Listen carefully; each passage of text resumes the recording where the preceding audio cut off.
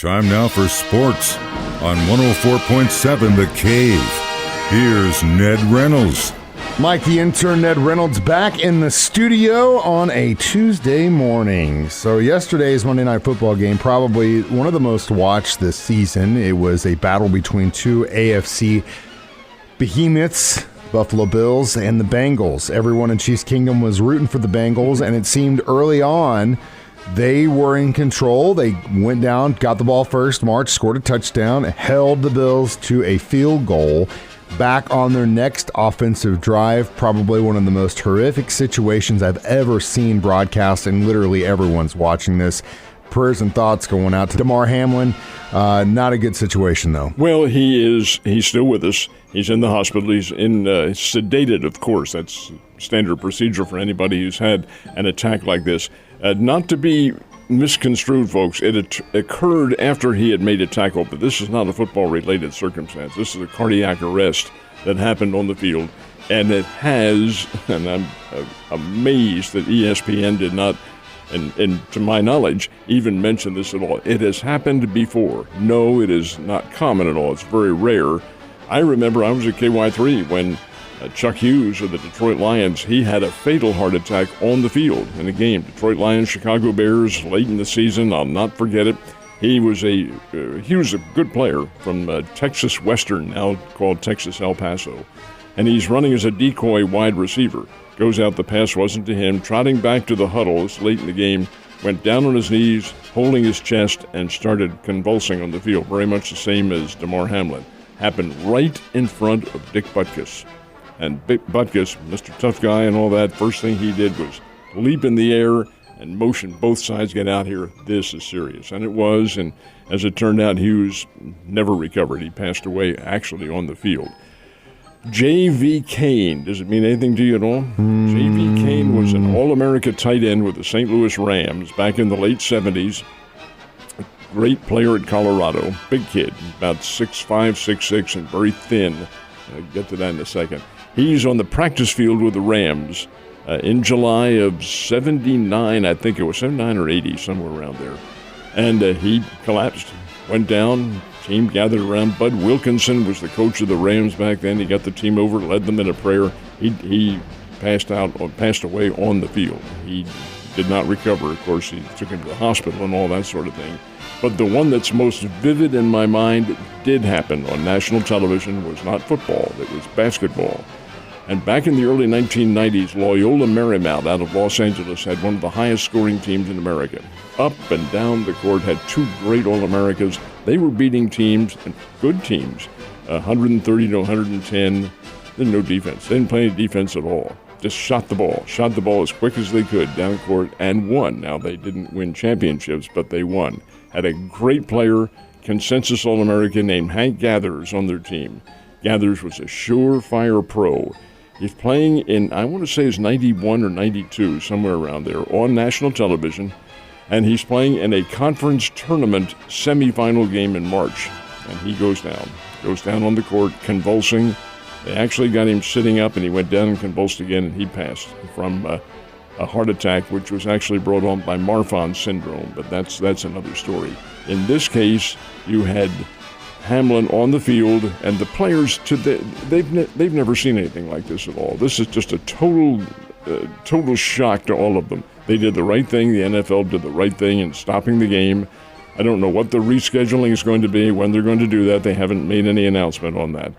But I'm thinking in the case of the patient, they'll try to get him stabilized, which I think they will. His heartbeat was restored on the field. They got it back.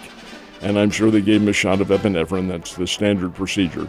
So I really feel like he is probably going to pull through this, I hope. You hope and pray. Yeah, prayers and thoughts, does. yeah. But the fact of the matter remains, the game being rescheduled, when it's going to happen, and how it's going to change the scheduling, I don't know. It's going to be weird. They have 2 days to make it up, from what I understand. So, but that's going to be either playing. I don't think they're going to do it today. It'll probably, in all actuality, happen on Wednesday if it's going to happen. But then that's going to screw both teams right before they get have a possibly Saturday or Sunday game. But again, and this was repeated several times last night, this is bigger than football. It's bigger than the game. We're talking about life or death here. But I will tell you one thing. I've been very vocal about how much I hate Joe Buck.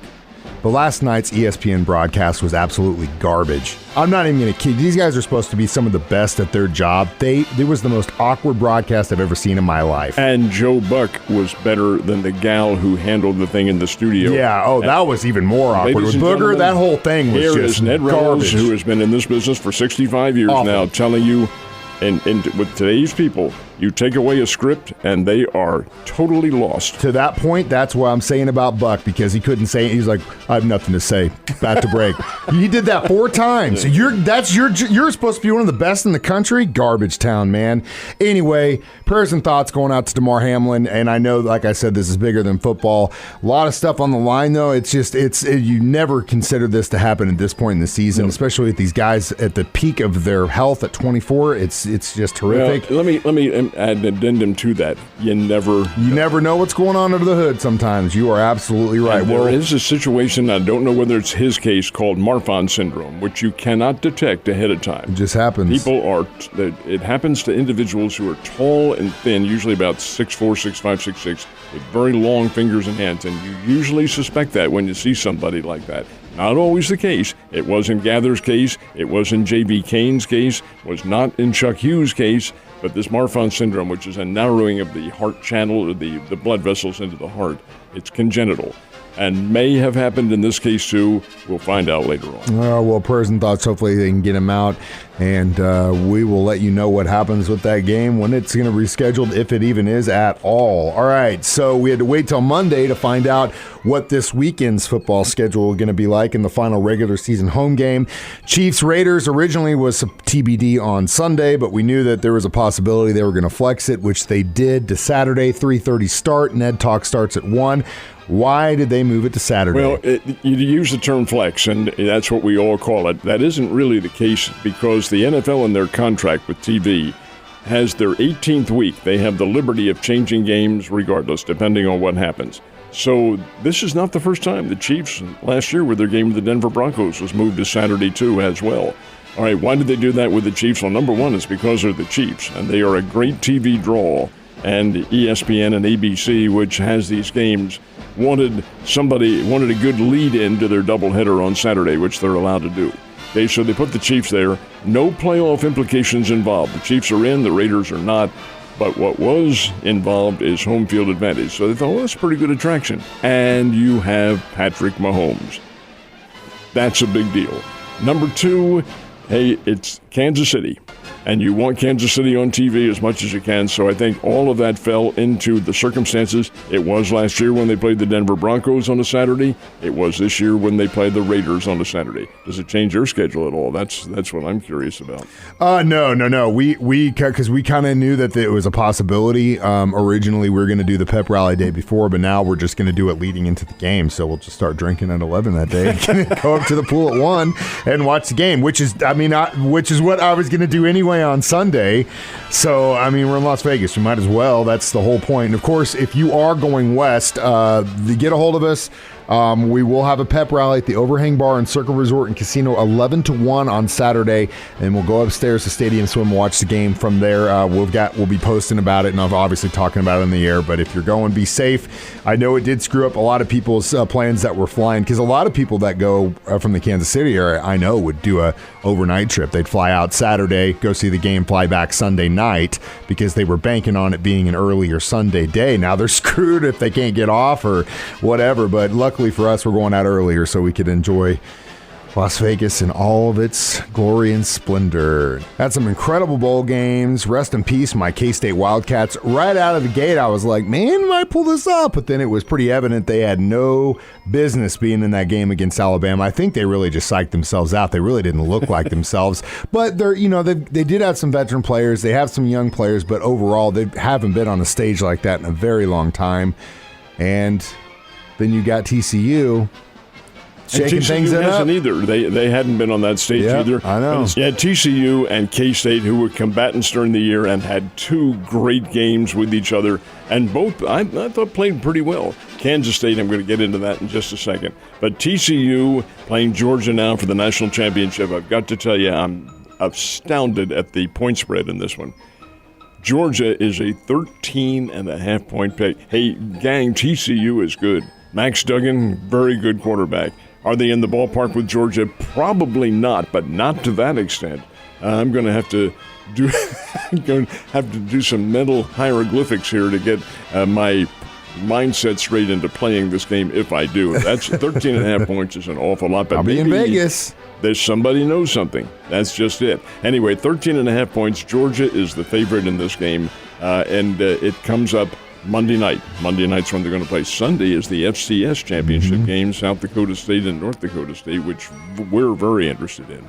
And again, I'll be in Vegas watching some of the stuff go down, doing a little sports betting on my own. Do it. So I might have to take a little bag of your chocolate chips if you have any left after your pick 'em I have this year. none. He's owing. It's like the end of the year in taxes for Ned right now and that. All right. So again, K-State lost to Alabama, but what do you think so far besides Georgia, obviously, and TCU has made a run, some of the best postseason football teams you've seen? Well, I was impressed. I was very impressed with Georgia. Of course, they are the number one team.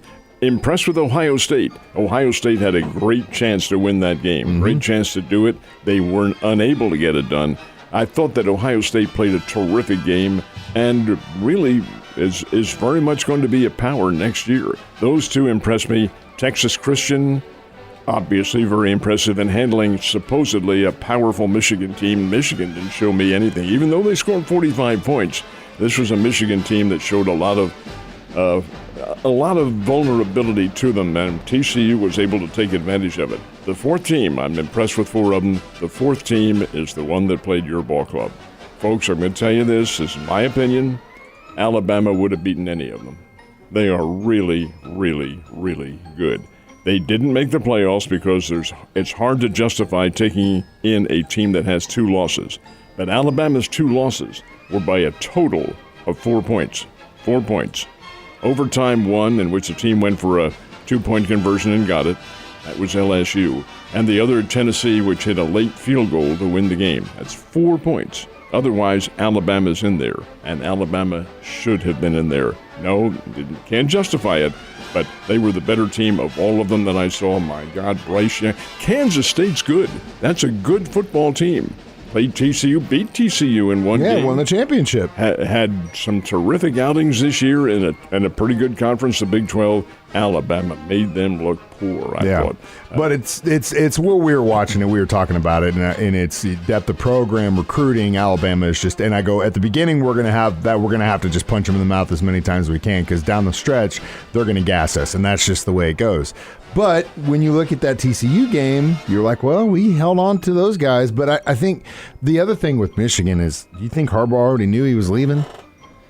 I'm not sure he is. Well, he says about Denver Broncos have come out and made a bid to him. No, I don't think that entered into it at all. I think that Michigan has a certain level of football that they play. It's a good level. But their offensive line, which was supposed to be the best offensive line in the country, they weren't. They got gashed a number of times by a Texas Christian team that's good, very good. These are all good football teams, but no, Alabama, and you are right, this is a different quality athlete. Bryce Young, former Heisman Trophy winner, his passing was just impeccable. And get this, who has the number one recruiting class for next year? You guessed it, Bama. Well, but it won't mean a whole. Well, it will, and they're trying to make a run for Georgia right now. It's just been so dominant. But at the same time, when we open up that field to 12 teams, all these arguments are done. And Alabama would have been in. Oh, hell yeah, they would. So would K-State, for that matter, Ned. Last but not least, Missouri State Bears, when they back out on the court. Tomorrow night, play Evansville. The Bears are 3-1 on the year. That's not first place in the Valley, but it is pretty close to it. Indiana State has first place. Bears are playing Evansville. Evansville coming in here to play is 0-4 on the year in the conference. 0-4, and they aren't very good. Great chance for the Bears to really get well, beat up on a team. Hopefully that's going to happen. We're chauvinistic, want the Bears to win. Also another big game tonight or tomorrow night as well. Virtually at the same time. In Fayetteville, the Razorbacks play Mizzou. Yeah, it's going to be a banger for sure. And then we might have another Wednesday night football game to make up. It's possible that they could do that. A lot of it will, I think, depend on the players and how they're able to react. The fact that their partner is still with us and may, hopefully anyway, we pray that he recovers. That will have a positive effect on their team. Well, I'll tell you, next time something like this happens and the producers or the announcers don't know what the hell's going on, maybe they should give you a phone call and you could say, hey, morons, this isn't the first time this has happened. Ned, you have a great day, and I'll see you tomorrow.